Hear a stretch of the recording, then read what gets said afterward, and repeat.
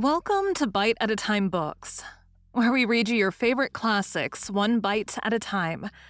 My name is Bree Carlile, and I love to read and wanted to share my passion with listeners like you. You can sign up for our newsletter at biteatatimebooks.com.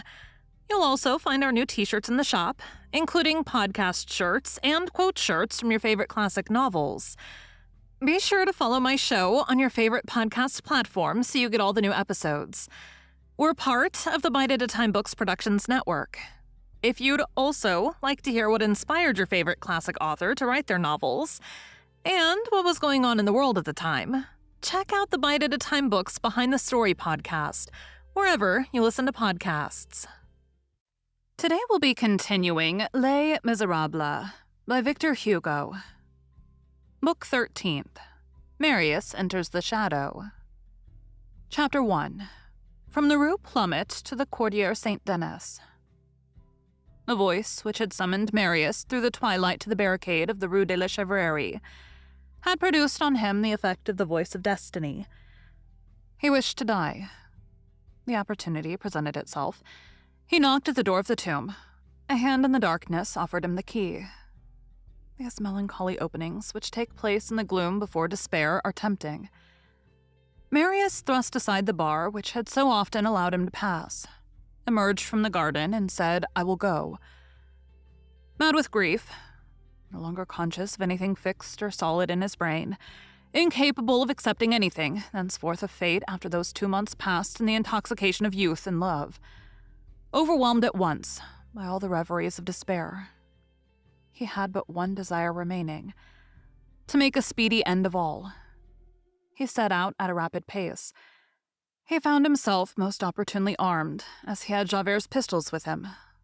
The young man of whom he thought that he had caught a glimpse had vanished from his sight in the street. Marius, who had emerged from the Rue Plumet by the boulevard, traversed the Esplanade and the Bridge of the Invalids, the Champs-Élysées, the Place Louis XV, and reached the Rue des Rivoli. The shops were open there. The gas was burning under the arcades. Women were making their purchases in the stalls. People were eating ices in the Café Later, and nibbling small cakes at the English pastry cook's shop. Only a few posting chaises were setting out at a gallop from the Hôtel des Princes and the Hôtel Meurice. Marius entered the Rue Saint-Honore through the Passage Delorme. There the shops were closed. The merchants were chatting in front of their half-open doors. People were walking about. The street lanterns were lighted, beginning with the first floor. All the windows were lighted as usual. There was cavalry on the Place du Palais Royal. Marius followed the Rue Saint-Honore. In proportion as he left the Palais Royal behind him, there were fewer lighted windows. The shops were fast shut. No one was chatting on the thresholds. The street grew somber, and at the same time the crowd increased in density. For the passers-by now amounted to a crowd. No one could be seen to speak in this throng. And yet, there arose from it a dull, deep murmur. Near the fountain of the Arbre Sec, there were assemblages, motionless and gloomy groups which were to those who went and came as stones in the midst of running water. At the entrance to the Rue des Prouvaires, the crowd no longer walked. It formed a resisting, massive, solid, compact, almost impenetrable block of people who were huddled together and conversing in low tones. There were hardly any black coats or round hats now, but smock frocks, blouses, caps, and bristling and cadaverous heads. This multitude undulated confusedly in the nocturnal gloom. Its whisperings had the hoarse accent of a vibration, although not one of them was walking. A dull trampling was audible in the mire. Beyond this dense portion of the throng, in the Rue du Roule, in the Rue des Prouvaires, and in the extension of the Rue Saint-Honore, there was no longer a single window in which a candle was burning. Only the solitary and diminishing rows of lanterns could be seen vanishing into the street in the distance. The lanterns of that date resembled large red stars hanging to ropes and shed upon the pavement a shadow which had the form of a huge spider. These streets were not deserted. There could be descried piles of guns, moving bayonets, and troops bivouacking. No curious observer passed that limit. There, circulation ceased. There, the rabble ended and the army began. Marius willed with the will of a man who hopes no more. He had been summoned. He must go. He found a means to traverse the throng and to pass the bivouac of the troops. He shunned the patrols. He avoided the sentinels. He made a circuit, reached the Rue des Béthesys, and directed his course towards the Halles. At the corner of the Rue des Bourdonnais, there were no longer any lanterns. After having passed the zone of the crowd, he had passed the limits of the troops. He found himself in something startling. There was no longer a passerby, no longer a soldier, no longer a light. There was no one. Solitude, silence, night. I know not which chill which seized hold upon one. Entering a street was like entering a cellar. He continued to advance. He took a few steps. Someone passed close to him at a run. Was it a man or a woman? Were there many of them? He could not have told. It had passed and vanished.